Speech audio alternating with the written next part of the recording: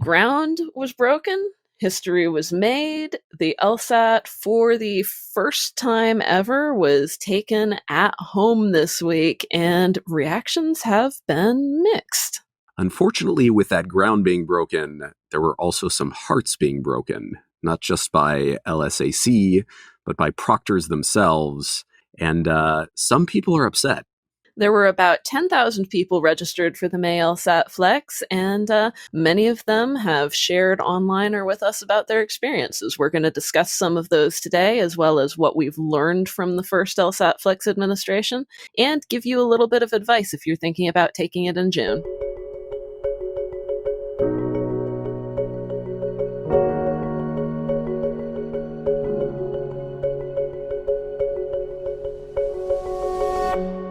Welcome to The Legal Level, a podcast from LSATMax. I'm Jelena.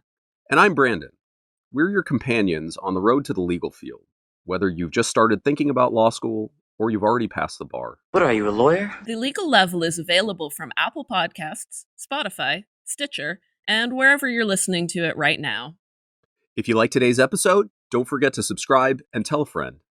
After you're done listening, if you still have questions about today's topic, you can talk about it with a 99th percentile LSAT instructor by texting LSAT to 310-818-7743.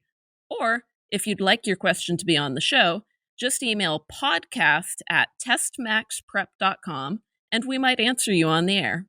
All right, so let's get started and talk about this. First, to make things a little bit easier to ease into it before we start getting into the issues that people had, let's just talk about the test format and structure. So if you have not taken the LSAT-Flex, if you are planning on taking the LSAT-Flex, it would be good to know what it is composed of. The LSAT-Flex is a smaller LSAT. It's just 3 sections as opposed to the 5 sections that you usually get on test day, administered at home on your desktop or laptop computer. There is exactly one of each section: logical reasoning, reading comp, and logic games.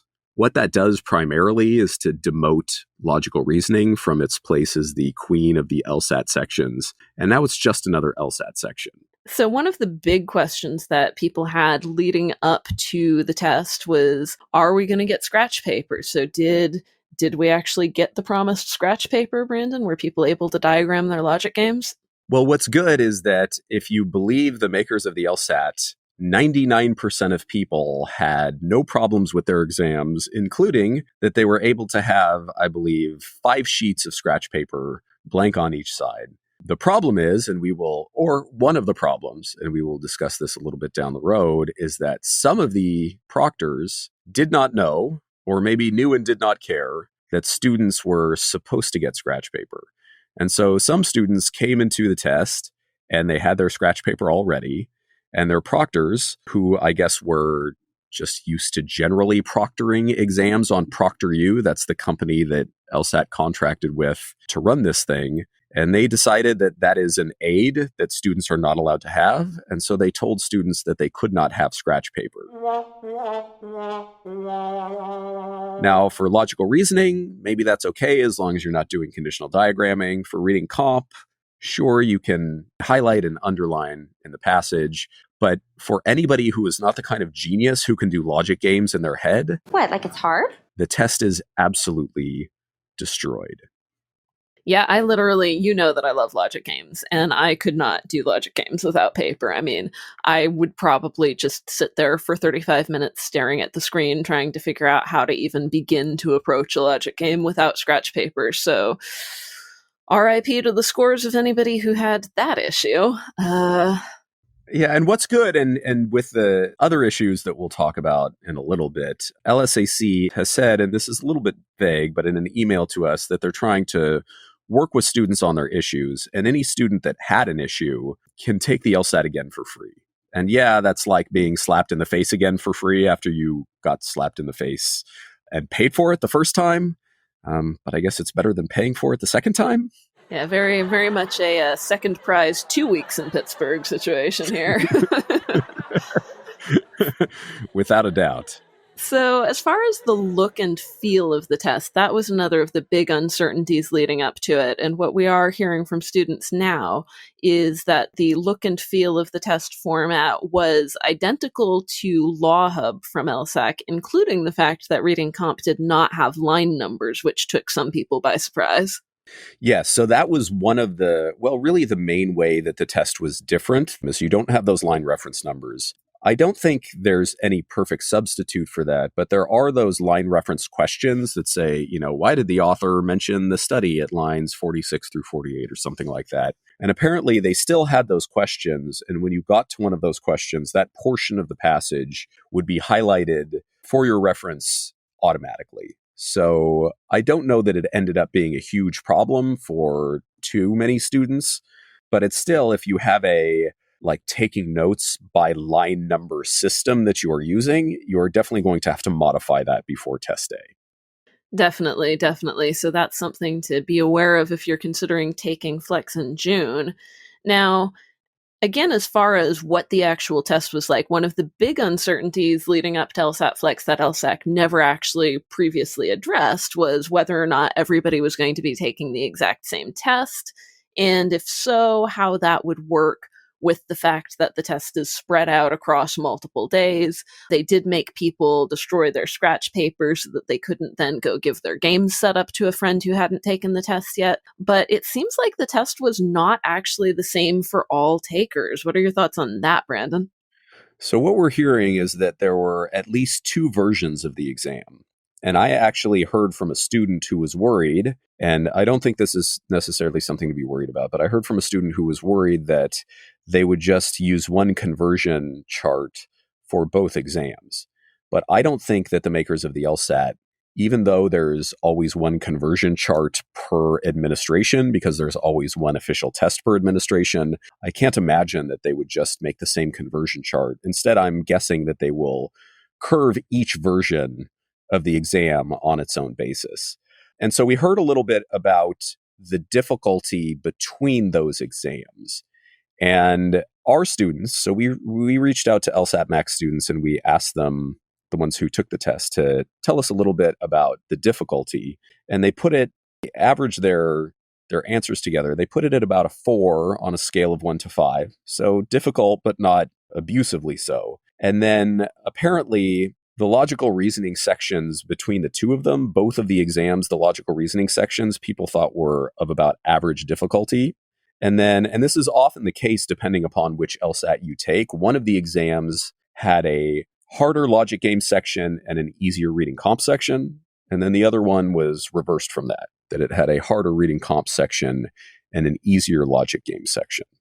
Yeah, that seems fairly typical of the LSAT, and of course we have to remember that this was all put together so quickly that there's no way that any of these questions were actually intended for a remotely proctored at-home test when they were written. So we really are, even though it's a completely different test format, students are probably still taking some of the questions, some of the games, some of the reading comp passages that they would have had if these in-person tests that were canceled had gone off as planned. Yeah, that's what I'm wondering about. They have, and who knows how big the bank of questions is, of experimental questions that they've used before and tested out. But at some point, the LSAT-Flex does not have an experimental section. So at some point, they're going to run out of that bank of questions. And so they're either going to have to make an experimental section on the LSAT-Flex, which I'm sure students will love, or just go back to the normal LSAT. And who knows when that's going to happen. Whew, that question is beyond our purview as LSAT experts. So let's try not even bother trying to predict that, and let's move on to everybody's favorite topic: technical difficulties. What technical difficulties did people have with the LSAT-Flex? It seems, even though LSAC is saying that 99% of students had no issues, some students had some pretty dramatic issues. Some students did have some very dramatic issues. My understanding is that these issues and the other issues, like I was saying, most students didn't have them, and most of the issues came on the first day of the exam. So they rolled it out on Monday, and most of the issues happened on Monday. And by the time Tuesday rolled around, most of those issues had been resolved. But there were a couple of them. One of the big ones is that So the way the test works is you log on, you do your system check, and then you're pretty much placed in a queue, although I don't know if they tell you specifically you're placed in a queue, and you'll be connected with a proctor. And it's supposed to happen fairly quickly.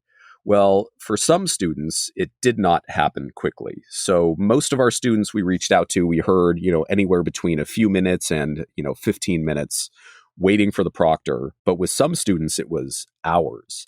And what may have been the problem for at least some of those students is that they got nervous waiting. They X'd out of their Proctor U account and then came back in. And so what probably happened to them is that they were placed at the back of the line again. And so one thing that we are recommending our students do is, even if you feel like you're waiting longer than you think you should be, then you should just stick around. You should expect that the exam is going to take all day. And if it doesn't, feel lucky. If it does, then feel good that you put aside that time. But you do not know when the proctor is going to connect. I think that also has to do with, and this is the other proctor issues I think are the same. It has to do with staffing issues with Proctor U. This sort of thing has cropped up before, and it has always been due to human error. So Proctor U is the vendor that LSAC is using to deliver these at-home exams. And it's not like LSAC is the only test that used to be given in person that is now all of a sudden not given in person. And so I think Proctor U has been trying to scale up a little bit, and they seem to have some problems with that, one of which you were telling me about before we got on here, Jelena. Yeah. I spent a little bit of time looking into what the experience of proctoring through Proctor U is like. And I mean, take with a grain of salt, because generally really happy employees don't talk about their experiences online and unhappy employees do. But there are, if you look for them, there are some kind of disappointed experiences with working for Proctor U that kind of, it sounds like people are not really paid very, very much and not really given as ample of training as they might like to have. There were some proctors who said that they had to supervise an unreasonable number of students at the same time. There were proctors that said that they didn't feel like they really got enough training to be able to take that responsibility for students that you have as a proctor for like life-changing tests that define where people are going to go to law school, where people are going to go to college for their undergrad, So really, these are things that probably LSAC could not do anything about. It's not like there are tons and tons of remote proctoring vendors out there, and it's not like LSAC was doing all of the proctoring training themselves.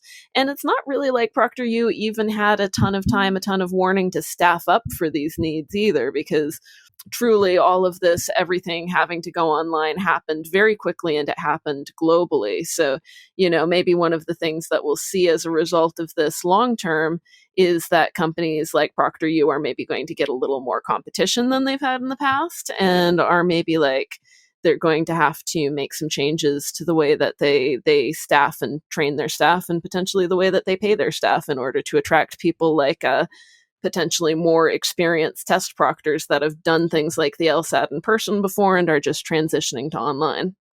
So pro tip, if you're thinking of doing an internet startup, perhaps remote proctoring is an area that could use some competition. So we had some other issues, and some of these were proctor connected, some of these were not proctor connected. For some students, the test abruptly quit on them. Usually, in that case, what would happen is the clock would stop. And for most students, I think they were able to get back in fairly quickly. And so, as much as that definitely takes you off your game and is not great, it's not like people ended up losing time. But there were some other issues like webcam issues, internet connectivity issues that had the same problems.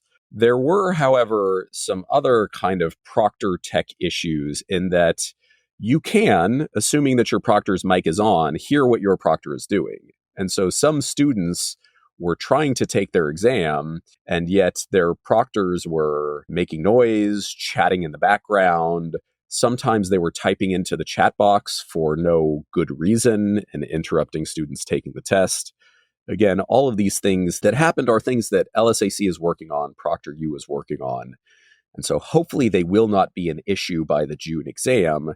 However, you should assume because this is how life works. If you were a Boy Scout, be prepared is the motto, or always be prepared, or something like that. You can tell I quit Boy Scouts in 3rd grade. But expect the worst, prepare for the worst. What is it? No, it's hope for the best, prepare for the worst. I think that's the one. You should definitely go with that.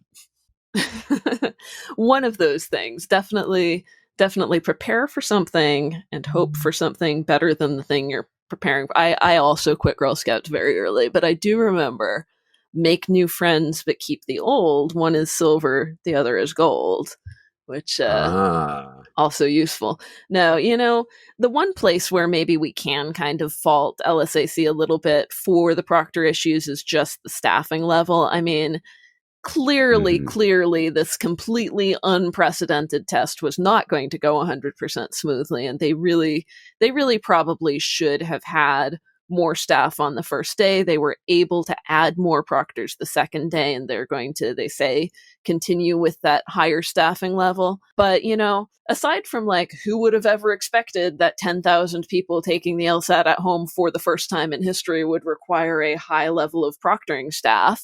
Aside from that, a lot of these things that are being labeled as LSAT-Flex issues are just kind of giant standardized test issues.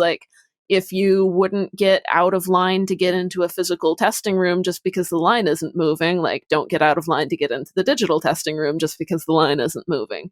And proctors in the middle of real tests sometimes make noise or talk for no reason. We've heard that one too. So, a lot of this dysfunction that happened may not be quite as specific to the Flex format as some students are feeling that it is, just because this is the format that they've taken, and most people who are taking the Flex have not had the opportunity to take an in-person LSAT yet. True. And so given some of these issues, LSAC is doing its best, at least for LSAC, to address them. And they're doing it in a couple of ways. So for students who have had issues, like I was saying before, they are saying that they're going to work with students. I'm not sure entirely what that means. But what they have said is that students who had issues can cancel their score. They can take the exam again without paying for it, which is helpful. They've also sent out a questionnaire to the students who take it. And so if you took the LSAT-Flex, you should definitely respond to the questionnaire. And they're looking for input on how to do better next time. And I do believe that they're trying to do better for next time. There's also, and this is definitely not an official LSAC channel, but I strongly recommend that if you took the exam, and especially if you were not happy with it, that you think about this. There's a change.org petition that's circulating right now demanding, let's say requesting, that LSAC allow students to see their scores before they cancel their scores.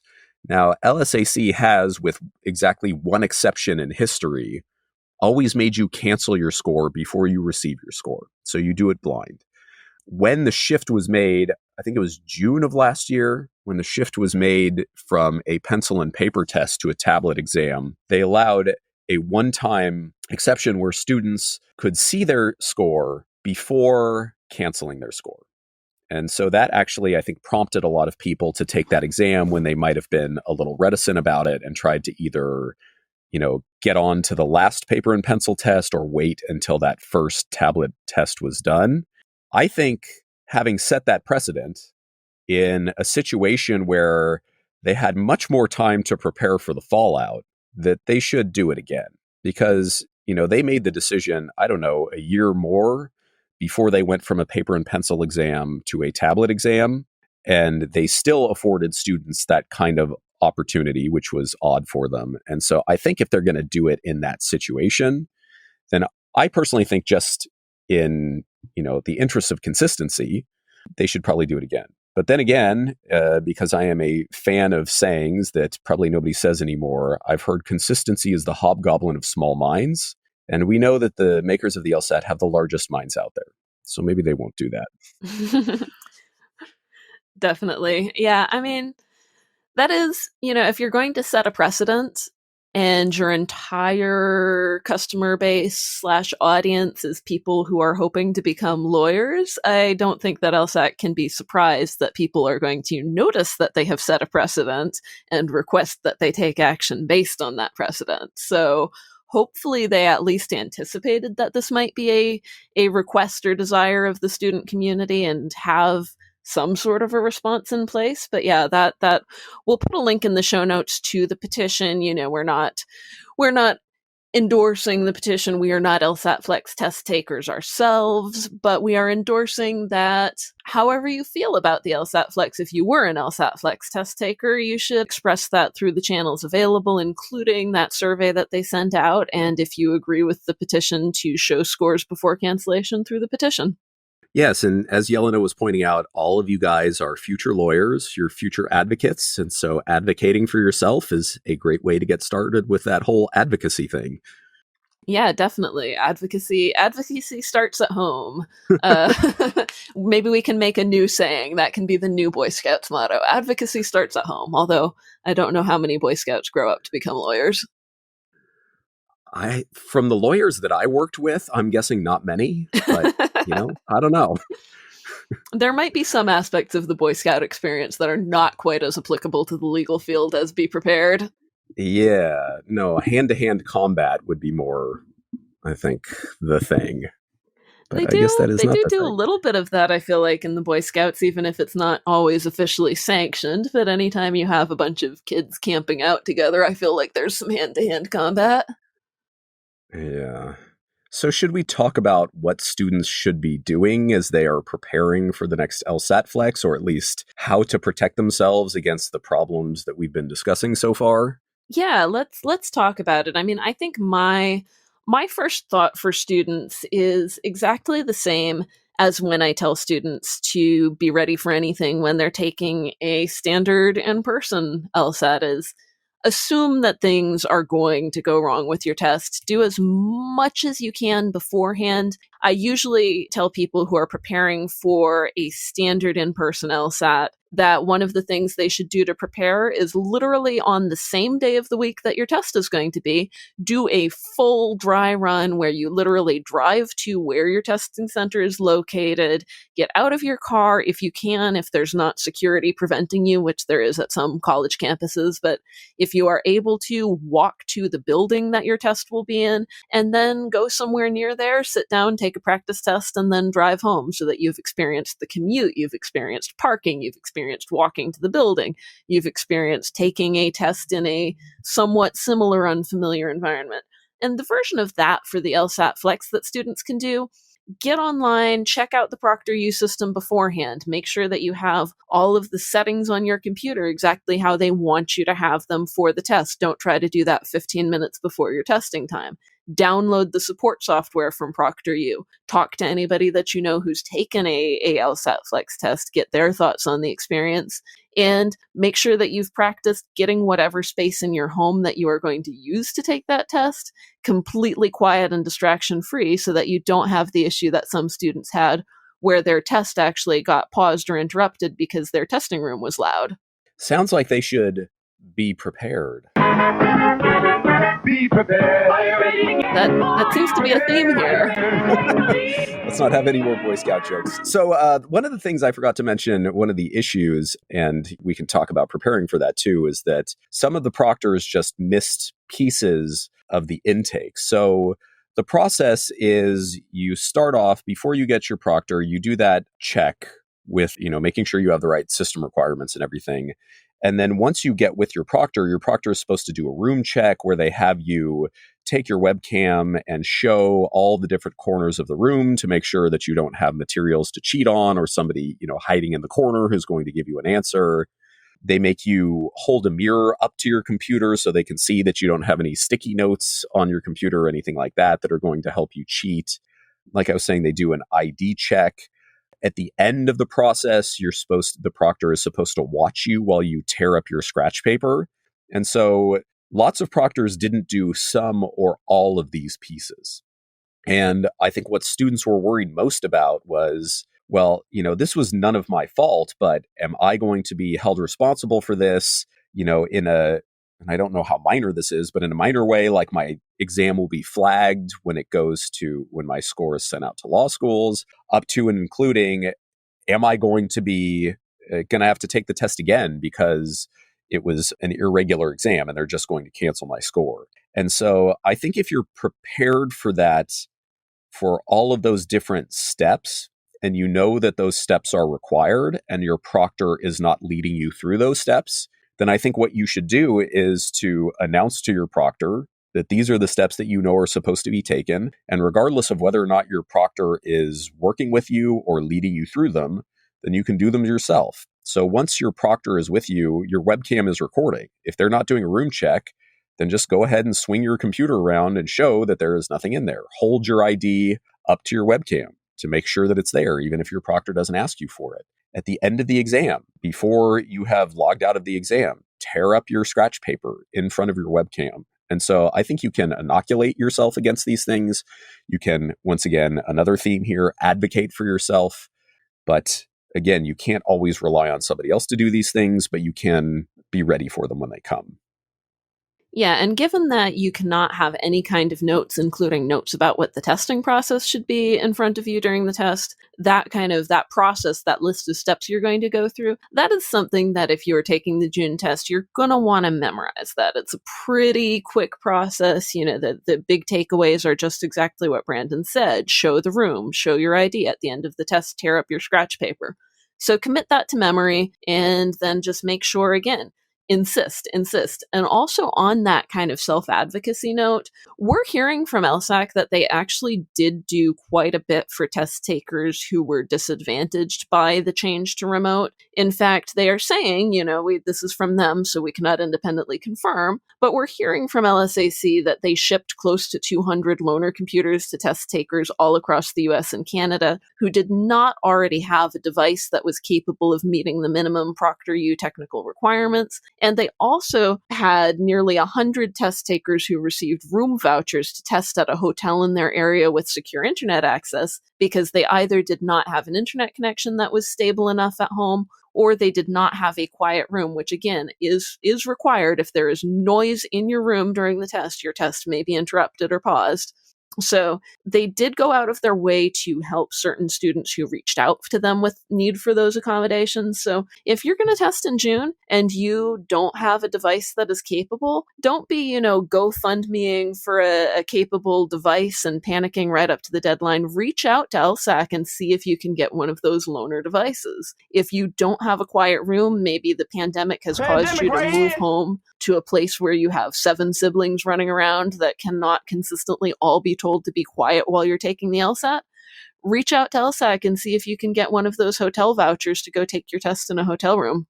And hopefully the gym and the pool will still be open, but unfortunately in this day and age, it's pretty much guaranteed that they're not. But the vending machine and the ice machine, you may very well be able to access those. And you know what? After taking even 3 sections of the LSAT, I think we could all use some hot Cheetos and an iced Coke.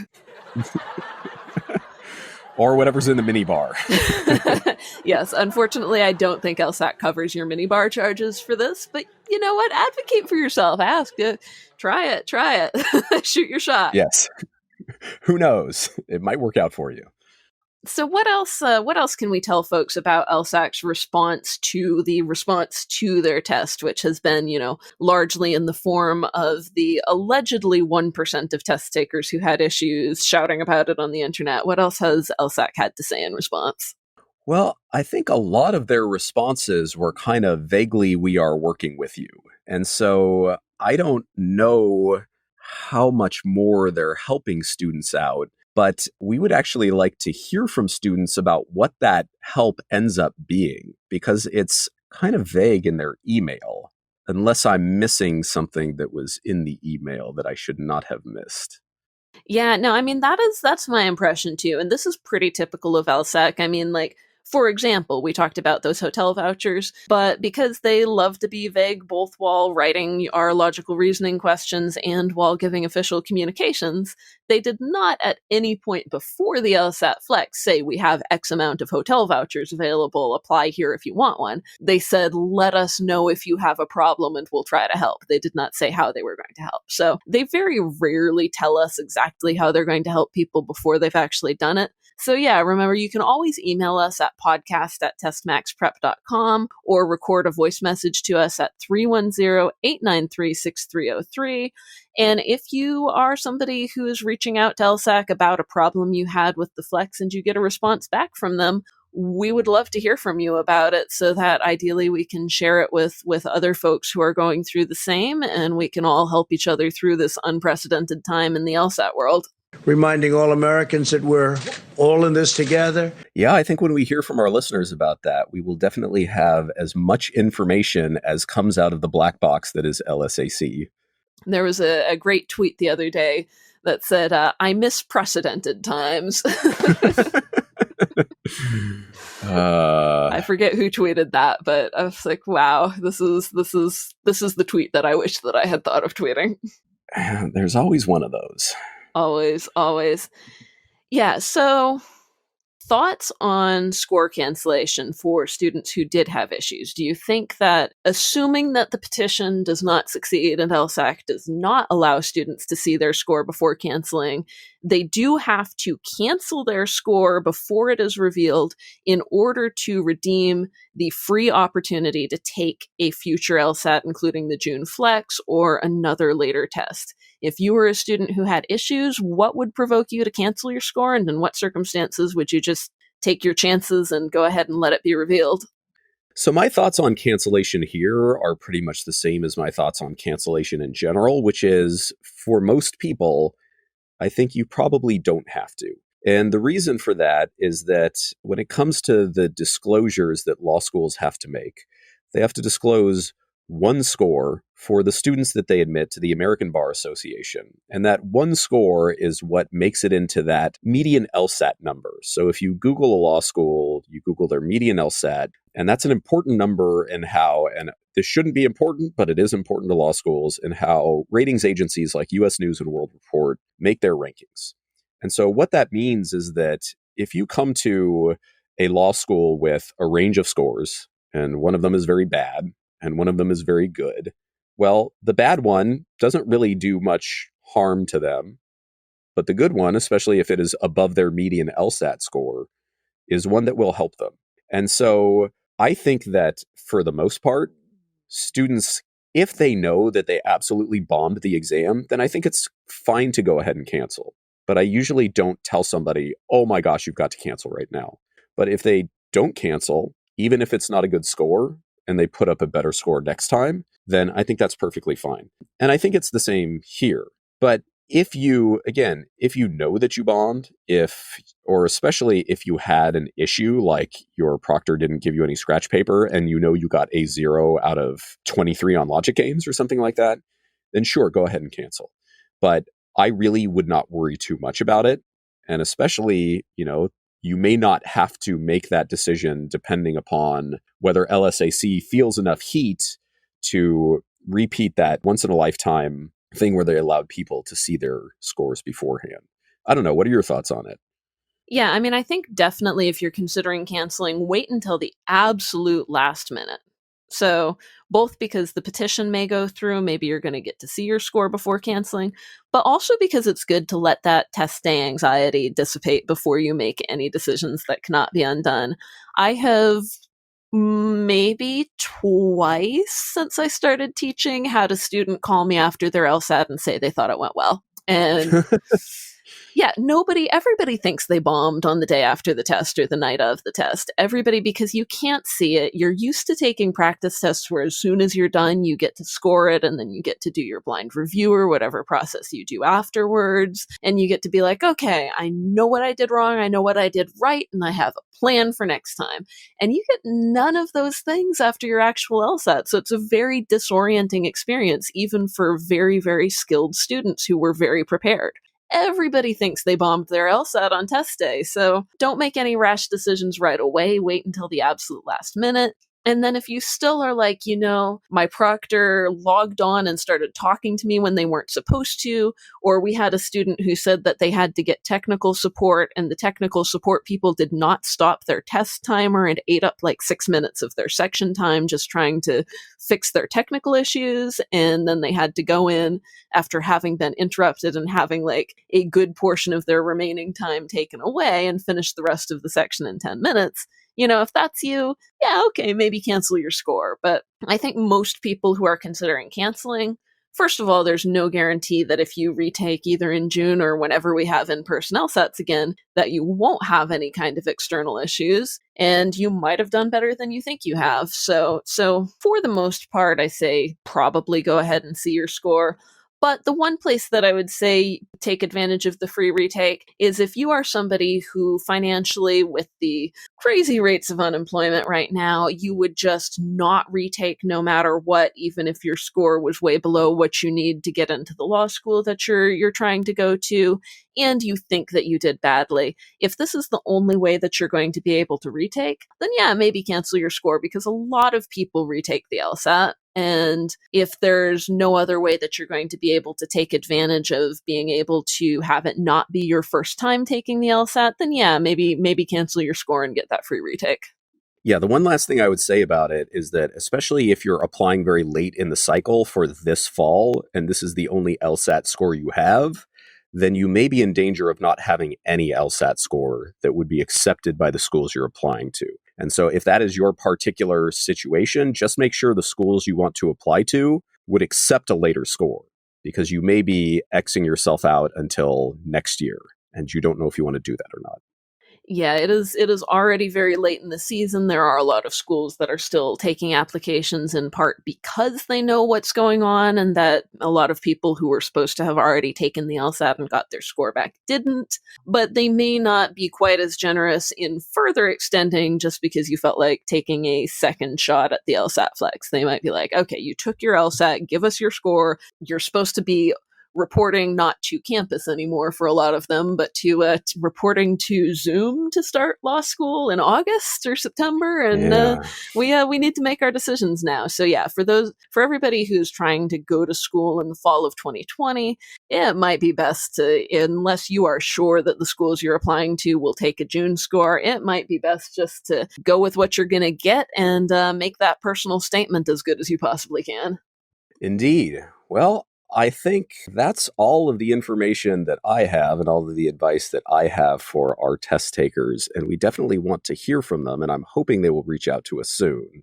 Yeah, absolutely. Please be in touch. And in the meantime, continue using that flex mode on the LSATMax app if you have it. We do have every single practice test ever available in a 3-section mode, scored the same way that LSAC is scoring the flex, with all sections being equal. So continue using that for your study. Continue working on bringing up especially those reading comp and logic game scores if those were not already your strongest areas, since they do have additional value. You can refer back to our previous episodes on the LSAT-Flex for more study advice. And, don't get discouraged. Don't let the fact that changes are happening discourage you. This is not the first time that the LSAT has dramatically changed. As Branden mentioned, it just went on to tablets last year. And while that transition was also rough in its own way, we got through it as a LSAT student and tutors and instructors community. We all got through it. So don't let this shake you off of your path. So I guess that's my final thought for today. Do you have any final thoughts for potential flex test takers today, Branden?